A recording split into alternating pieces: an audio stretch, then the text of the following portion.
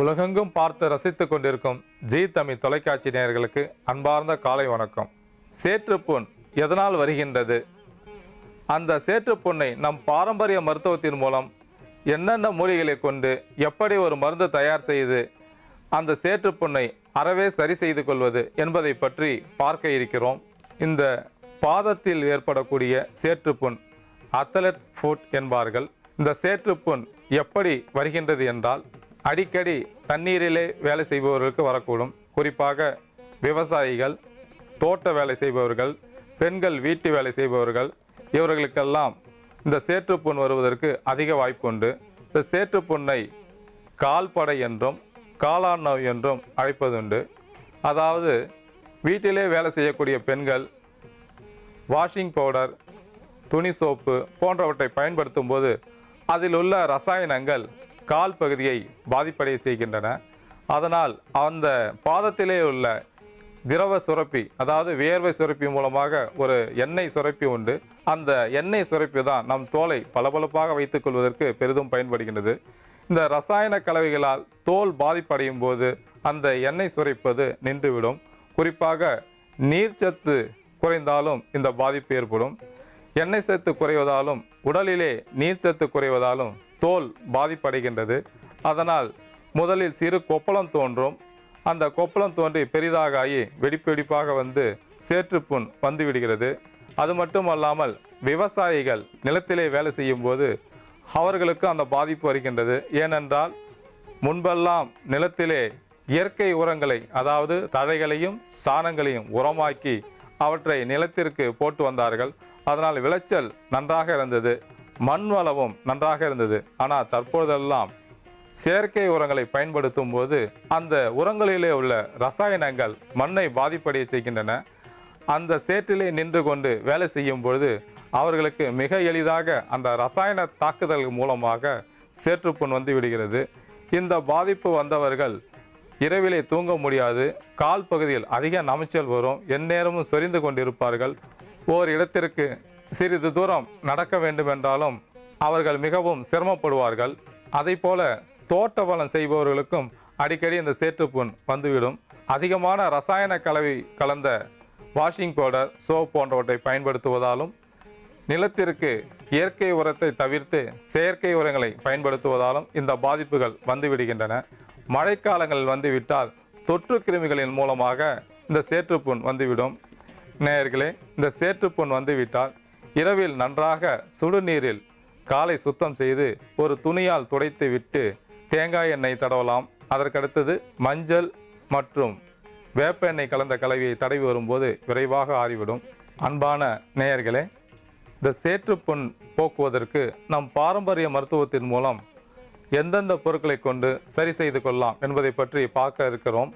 நேயர்களே, இதற்கு தேவையான பொருட்கள்: சீமை அகத்தியின் இலை மற்றும் பூ இரண்டிலிருந்தும் எடுக்கப்பட்ட சாறு, அதற்கடுத்ததாக பூவரசம் இலை மற்றும் பூவரசம் பூ, இவை இரண்டையும் சேர்த்து அரைத்து அவற்றிலிருந்து எடுக்கப்பட்ட சாறு, அதற்கடுத்ததாக மருதாணி இலையின் சாறு, மஞ்சள் தூள் மற்றும் வேப்ப எண்ணெய்.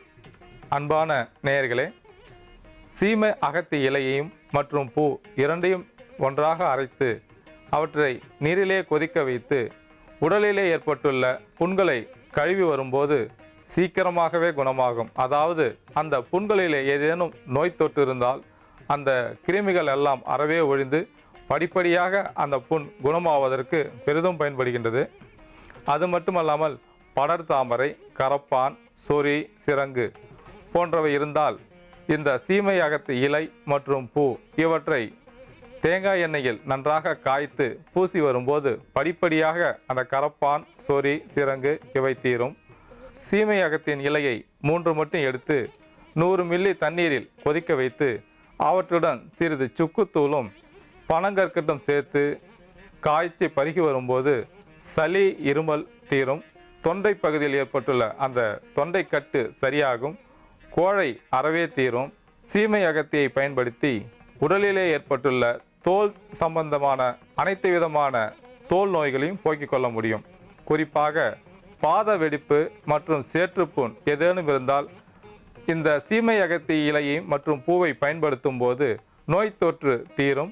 கிருமிகள் பாதிப்பு இருந்தால் அந்த கிருமிகள் அறவே ஒழிந்து அந்த தோல் பகுதி பாத வெடிப்பு சேற்றுப்புண் தீர்ந்து ஒரு அழகான தோட்டத்தை அளிப்பதற்கு இந்த சீமை அகத்தி நமக்கு பெரிதும் பயன்படுகிறது.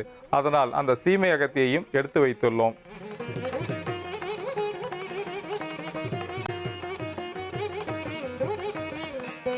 இந்த சீமை அகத்தியின் இலை மற்றும் பூ இவை இரண்டும் சேர்ந்த சாற்றை பாத வெடிப்பிற்கும் சேற்றுப்புண்களுக்கும் பயன்படுத்தும் போது பாத வெடிப்பு சேற்றுப்புண் அறவே தீர்ந்து ஒரு அழகான பாதத்தை கொடுப்பதற்கு பெரிதும் பயன்படுவதால் இந்த சீமை அகத்தியை நாம் எடுத்து வைத்துள்ளோம். நேயர்களே, அகத்தி என்பது நம் அனைவருக்கும் தெரிந்தது. அந்த அகத்தி இலையைப் போல பெரியதாக இருக்கக்கூடியது சீமை அகத்தி. இதை பார்த்தீங்கன்னா அகத்தி இலை போன்றே இருக்கும். அகத்தி இலையில் தோற்றத்தை ஒத்துடையது. இந்த இலைப்பகுதி அகத்தி இலையை போன்று மிக பெரியதாக இருக்கும். இந்த செடி தெரு ஓரங்களில், அதாவது சாலை ஓரங்களில் நிறைய வளர்ந்திருக்கும். ஒரு 5 அடி 6 அடி உயரத்திற்கு வளரக்கூடியது இந்த செடி. சீமை அகத்தின் பூவை பார்த்தீர்களால் இந்த மஞ்சள் நிறத்துடன் மிக அழகான தோட்டத்துடன் காட்சி அளிக்கும். இதற்கு கிளைகள் இல்லாமல் ஒரே குத்து செடியாக ஒரு 5 அடி உயரத்திற்கு வளரக்கூடியது. நாம் சீமை அகத்தி மற்றும் சீமை அகத்தியின் பூவை எடுத்து ஒரு சாறு தயார் செய்து எடுத்து வைத்துள்ளோம். அதற்கு அடுத்ததாக பூவரசம் இலை மற்றும் பூவரசம் பூ இவற்றிலிருந்து எடுக்கப்பட்ட சாற்றையும் நாம் எடுத்து வைத்துள்ளோம். குறிப்பாக பூவரசு மரத்தின் அனைத்து பாகங்களுமே அதிக மருத்துவ பண்புகளை கொண்டுள்ளது. இந்த பூவரச மரத்தின் இலையை விளக்கெண்ணெய் தடவி அனலிலே காட்டி கட்டிகளின் மீது போட்டு வரும்பொழுது அந்த வீக்கத்தை தீர்க்கும். பூவரச இலையை நன்றாக அரைத்து புண் இருந்தால் அந்த புண் மீது கட்டி வரும்போது அந்த புண்ணானது படிப்படியாக ஆறும். அதிலிருந்த தொற்று கிருமிகள் அழிந்து ஒரு அழகான சருமத்தை பெறுவதற்கு இந்த பூவரசம் இலை பயன்படுகிறது. பூவரசம் காய் உண்டு. அந்த காயை ஊசியால் குத்தும் போது அதிலிருந்து ஒரு மஞ்சள் நிற பால் வரும். அந்த பாலை முகப்பருவிற்கு தடவி வரும்போது முகப்பருக்கள் மறைந்து ஒரு அழகான சருமத்தை, முக அழகை கொடுப்பதற்கும் பெரிதும் பயன்படுகிறது. பூவரச மரத்தின் பட்டையை லேசாக தூள் செய்து அதை தேனில் குழைத்து உட்கொண்டு வரும்போது நம் உடலிலே ஏற்பட்டுள்ள அனைத்து விதமான தோல் நோய்களையும் போக்கக்கூடிய தன்மை உண்டு. சித்தர்கள் எந்த ஒரு மரப்பட்டையானாலும் அந்த மரப்பட்டையை கொண்டு நம் தோலிலே ஏற்பட்டுள்ள நோயை போக்கிக் கொள்ள முடியும் என்று கூறியிருக்கிறார்கள். அதற்கு என்ன காரணம் என்றால், நம் உடலுக்கு எப்படி தோல் நம்மளை காத்து வருகின்றதோ அதை போலத்தான் மரங்களுக்கு அந்த பட்டை தோல் போன்று காத்து வருகின்றது. இதை நாம் ஒப்பிட்டு பார்க்கும்போது நம் உடலிலே ஏற்பட்டுள்ள தோல் நோயை போக்குவதற்கு அந்த மரப்பட்டை பெரிதும் பயன்படுகின்றது. அது மட்டுமல்லாமல் அந்த பூவரச மரத்தின் வேர் பகுதியானது ஆண்மை சக்தியை தீர்க்கக்கூடிய ஒரு மிக முக்கியமான பொருள் அதிலே அடங்கியுள்ளது. அந்த பூவரச மரத்தின் வேர் பகுதியை நன்றாக எடுத்து அரைத்து தேனிலே குழைத்து சிறிது அமுக்கரா பொடியும் சேர்த்து உட்கொண்டு வரும்போது உயிரணுக்களின் எண்ணிக்கை அதிகப்படுத்தக்கூடியது. பூவரச மரத்தின் இலை, பூ, பட்டை, வேர் இந்த 5 பொருட்களையும் கொண்டு பூவரச மரத்தின் பஞ்சாங்க சூரணம் என்பார்கள். இந்த சூரணத்தை 48 நாட்கள் காலையில் மட்டும் தேனில் குழைத்து உட்கொண்டு வரும்போது தேகபலம் அதிகமாகும். அதாவது ஒரு காய கல்பத்தை போன்று ஒரு சிறப்பாக வேலை செய்யக்கூடிய மருத்துவ பண்புகளை கொண்டுள்ளது இந்த பூவரச மரத்தின் பஞ்சாங்க சூரணமாகும்.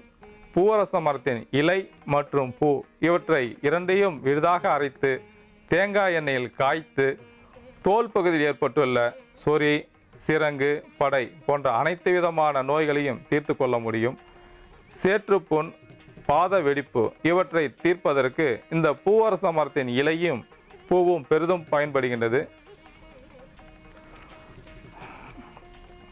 நேயர்களே, சாலை ஓரங்களில் அநேக இடங்களில் இந்த பூவரச மரம் உள்ளது. இந்த பூவரச மரத்தின் இலையானது ஒரு வெற்றிலை போன்று தோட்டத்தை உடையது. இதன் காம்பு நீண்டதாக இருக்கும். இந்த பூவரச மரத்தில் மஞ்சள் நிற பூக்களும் உண்டு, வெண்மை நிற பூக்களும் உண்டு. அவற்றில் எந்த நிற பூக்களாக இருந்தாலும் அதிக மருத்துவ பண்புகளை கொண்டுள்ளது.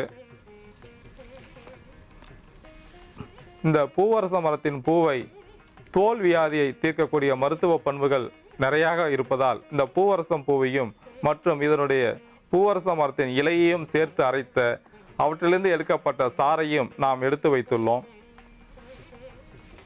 அதற்கடுத்ததாக நாம் எடுத்துக்கொண்ட பொருள் மருதாணி இலை சாறு. இந்த மருதாணி இலையை விழுதாக அரைத்து உள்ளங்கையிலே பெண்கள் வைத்து வருவார்கள்.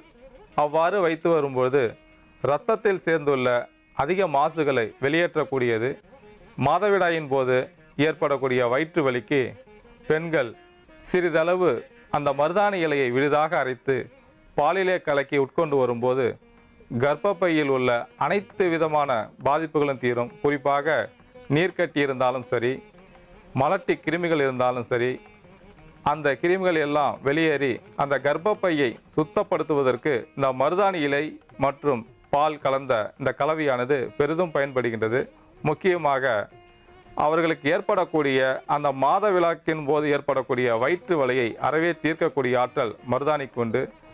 மருதாணி இலையை சாறு எடுத்து அவற்றுடன் தேன் கலந்து உட்கொண்டு வரும்போது உடலில் சேர்ந்துள்ள அதிகப்படியான கொழுப்பை வெளியேற்றக்கூடியது. கொழுப்பின் அளவை சமன்படுத்தி உடலுக்கு அழகை கொடுக்கக்கூடியது.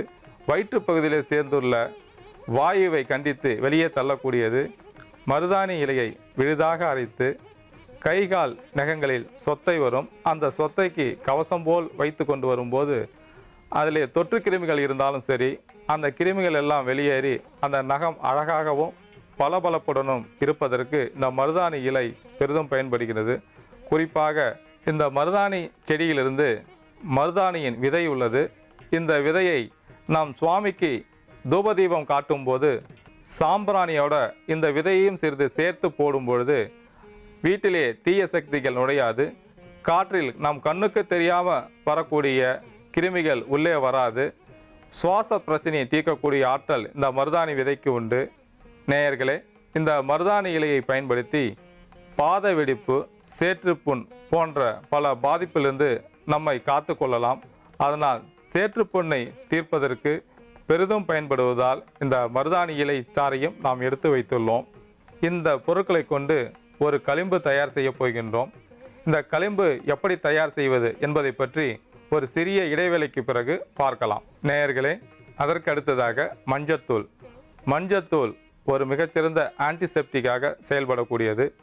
இரத்தத்தில் உள்ள மாசுகளை வெளியேற்றக்கூடியது. தோல் பகுதியில் ஏற்பட்டுள்ள அனைத்து விதமான பாதிப்புகளையும் சரி செய்யக்கூடியது. மிகச்சிறந்த கிருமி நாசினியாக செயல்படக்கூடியது. நாம் வீட்டில் இறைச்சி உணவுகளை தயார் செய்வதற்கு முன்பாக இந்த மஞ்சத்தூளை சிறிது பிசைந்து ஊற வைப்பார்கள். அதற்கு என்ன காரணம் என்றால் அந்த இறைச்சியில் உள்ள கிருமிகள் மடிந்துவிடும். நமக்கு ஒரு ஆரோக்கியமான அந்த இறைச்சி கிடைப்பதற்கு பெரிதும் பயன்படுகின்றது. அது மட்டும் அல்லாமல் இந்த மஞ்சத்தூளை வாசப்படியில் இரு பக்கமும் பூசி வைப்பார்கள். காற்றிலிருந்து நம் கண்ணுக்கு தெரியாமல் வரக்கூடிய அந்த கிருமிகள் வீட்டிற்குள் வராமல் இருப்பதற்கு இந்த மஞ்சத்தூள் பெரிதும் பயன்படுகின்றது. குறிப்பாக சமையலிலே இந்த மஞ்சத்தூளை பயன்படுத்தும் போது இரத்தத்தில் கலந்துள்ள மாசுகளை வெளியேற்றவும் இரத்தத்தில் சேர்ந்துள்ள பித்தத்தை தணிப்பதற்கும் பெரிதும் பயன்படுகிறது. பெண்கள் முகத்தில் பூசி குளிக்கும் பொழுது முகத்திலே ஏற்பட்டுள்ள கண் கருவளையம், பருக்கள், படர்தாமரை போன்ற பல பாதிப்புகள் வராமல் இருப்பதற்கு பெரிதும் பயன்படுகிறது.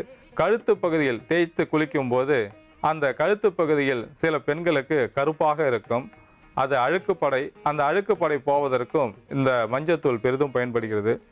மஞ்சத்தூள் மற்றும் வேப்பெண்ணெயை கலந்து பித்த வெடிப்பு மற்றும் சேற்றுப்புண்ணுக்கு இரவிலே பூசி வரும்போது படிப்படியாக அந்த சேற்றுப்புண் வெடிப்பு தீரும் என்பதால் நாம் மஞ்சத்தூளையும் எடுத்து வைத்துள்ளோம். அதற்கு அடுத்ததாக நாம் எடுத்துக்கொண்ட பொருள் வேப்ப எண்ணெய். அன்பான நேயர்களே, வேப்ப மரத்திலிருந்து கிடைக்கக்கூடிய அனைத்து பொருட்களுமே அதிக மருத்துவ பண்புகளை கொண்டுள்ளது. அதாவது தினசரி 5 வேப்பிலையை நாம் உட்கொண்டு வரும்போது நம் உடலிலே கசப்பு சத்து அதிகமாகி எந்த ஒரு ஈ, கொசு எதுவும் நம் உடலை கிட்டே நெருங்க முடியாது. ஏனென்றால் வியர்வையோடு வரும்போது இந்த கசப்பு சுவையும் சேர்ந்து வரும். அப்போது அந்த கொசு, ஈ, எறும்பு போன்ற பூச்சிகளுக்கு அந்த வாசனை பிடிக்காது. அதனால் எந்த விதமான ஈ, கொசு போன்ற பூச்சிகள் நம் உடலை தாக்காமல் இருப்பதற்கு நாம் தினசரி 5 வேப்பிலையை காலையில் வெறும் வயிற்றில் உட்கொண்டு வரலாம். இரத்தத்தை சுத்தப்படுத்துவதோடு உடலிலே அதிகப்படியாக உள்ள கொழுப்பை குறைத்து சமநிலைப்படுத்துவதற்கும் பெரிதும் பயன்படுகின்றது. வேப்ப மரத்தின் பூவை சிறிது எடுத்து அதை பச்சையாக அரைத்து உள்ளுக்கு கொடுக்கும்போது வயிற்றிலே உள்ள புழுக்கள் வெளியேற்றக்கூடியது. அந்த காய்ந்த பூக்களாக இருந்தாலும் சரி, வாரத்திற்கு ஒரு முறை வேப்ப மரத்தின் காய்ந்த பூ மற்றும் விளக்கெண்ணெய் இவற்றை லேசாக கலக்கி உள்ளுக்கு கொடுக்கும்போது பேதியாகும். அப்போது வயிற்றிலே உள்ள நூல் புழுக்கள், நாடா புழுக்கள், தட்டை புழுக்கள், மலவாயில் உள்ள அனைத்து விதமான புழுக்களும் வெளியேறி வயிற்றை சுத்தம் செய்யக்கூடிய ஆற்றல் இந்த வேப்பம் பூவிற்கு உண்டு. வேப்பம் வித்திலிருந்து எடுக்கக்கூடிய எண்ணெயானது தோல் நோயை தீர்ப்பதற்கு பெரிதும் பயன்படுகிறது. இந்த வேப்பம் எண்ணெயை விடியற் காலையில் தீபம் ஏற்றி வெளியே வீட்டு வாசப்படியில் வைக்கும்போது தீய சக்திகள் வீட்டிற்குள் வராமல் இருப்பதற்கும் நல்ல சக்திகள் வீட்டிற்குள் வருவதற்கும் பெரிதும் பயன்படுகிறது. அதாவது இந்த வேப்பம் எண்ணெயில் விளக்கேற்றும் போது அந்த வேப்ப எண்ணெயின் தீபமானது நம் வீட்டை நோக்கி இருக்க வேண்டும். அப்பொழுதுதான் வீட்டிற்குள் இருக்கின்ற அந்த தீய சக்திகள் வெளியேறும். துஷ்ட சக்திகள் வெளியேறியவுடன் லட்சுமி கடாட்சம் கிடைப்பதற்கு இந்த வேப்பம் எண்ணெயை விடியற் காலையில் தீபம் ஏற்றி வரும்போது வீட்டிற்குள் இருக்கின்ற அனைத்து விதமான தீய சக்திகளும் வெளியேறிவிடும். குறிப்பாக இந்த வேப்பம் எண்ணெயை பாத வெடிப்புக்கு பயன்படுத்தும் போது பாத வெடிப்பு சரியாகும், சேற்றுப்புண் சரியாகும் என்பதால் இந்த வேப்ப எண்ணெயை நாம் எடுத்து வைத்துள்ளோம். நேயர்களே, வேப்ப மரத்தில் உள்ள இலை, பூ, காய், பட்டை, வேர் இவற்றிலிருந்து தயாரிக்கப்படுகின்ற பஞ்சாங்க சூரணம் வேம்பின் பஞ்சாங்க சூரணம் என்பார்கள். அந்த வேம்பின் பஞ்சாங்க சூரணத்தை 48 நாட்கள் தேனில் குழைத்து உட்கொண்டு வரும்போது உடல் காயகல்பமாகும். அதாவது உடல் யானை பலம் பெறுவதற்கு பெரிதும் பயன்படுகின்றது. அன்பான நேயர்களே, நம் பாத வெடிப்பை போக்குவதற்கு இந்த வேப்ப எண்ணெய் பெரிதும் பயன்படுவதால் இந்த வேப்ப எண்ணெயை நாம் எடுத்து வைத்துள்ளோம். அன்பான நேயர்களே, நம் உடலிலே ஏற்பட்டுள்ள சேற்றுப்புண்ணை போக்குவதற்கு சீமை அகத்தி இலை, பூ இவற்றிலிருந்து எடுக்கப்பட்ட சாறு, பூவரசம் இலை, பூ இவற்றிலிருந்து எடுக்கப்பட்ட சாறு, மருதாணி இலை சாறு, மஞ்சள் தூள் மற்றும் வேப்ப எண்ணெய் இந்த பொருட்களை கொண்டு ஒரு களிம்பு தயார் செய்ய போகின்றோம்.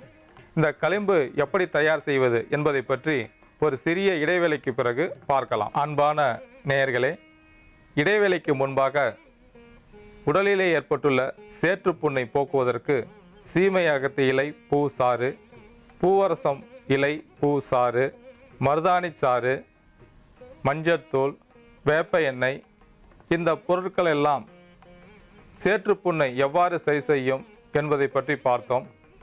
இந்த பொருட்களை கொண்டு எவ்வாறு ஒரு களிம்பு தயார் செய்வது என்பதை பற்றி இப்பொழுது பார்க்க இருக்கிறோம். முதலில் 50 மில்லி வேப்ப எண்ணெயை ஒரு பாத்திரத்தில் எடுத்துக்கொள்ள வேண்டும்.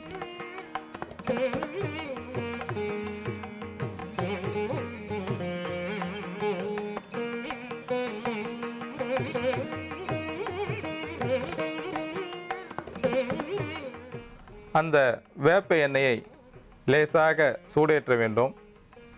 அதன் பின்னர் 2 தேக்கரண்டி சீமை அகத்தி இலை, பூ கலந்த சாறை சேர்க்கவும்.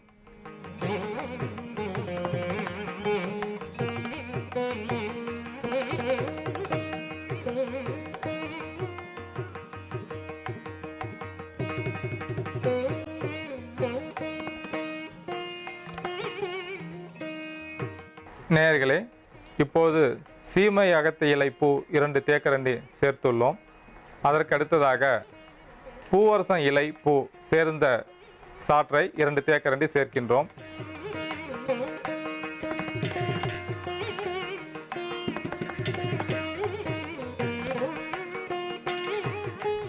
அதற்கு அடுத்ததாக மருதாணி இலை சாறு 2 தேக்கரண்டி சேர்க்கவும்.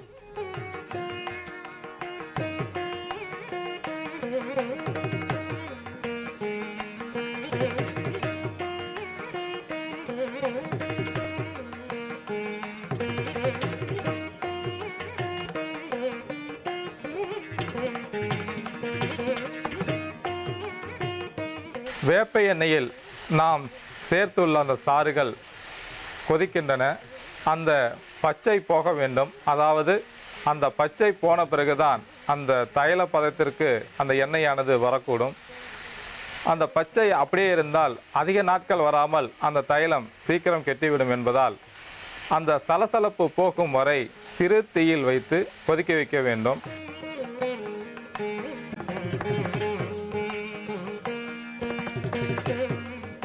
வேப்ப எண்ணெயில் சேர்ந்துள்ள அந்த சாறுகள் அனைத்தும் நன்றாக கொதித்து ஒரு தைல பதத்திற்கு வந்துவிட்டன.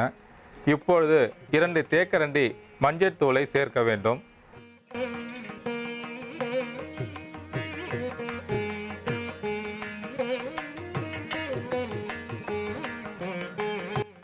நாம் எந்த ஒரு தைலம் தயார் செய்தாலும் அந்த தைலத்திலிருந்து புகை வருவதற்கு முன்பாக இறக்கிக் கொள்ள வேண்டும். புகை வரும் சமயமே ஒரு தைலம் பதத்திற்கு வந்தது என்பதை நாம் தெரிந்து கொள்ள வேண்டும். இப்பொழுது இந்த களிம்பானது தயாராகிவிட்டது. இவற்றை நாம் ஒரு பாத்திரத்தில் எடுத்துக்கொள்ள வேண்டும்.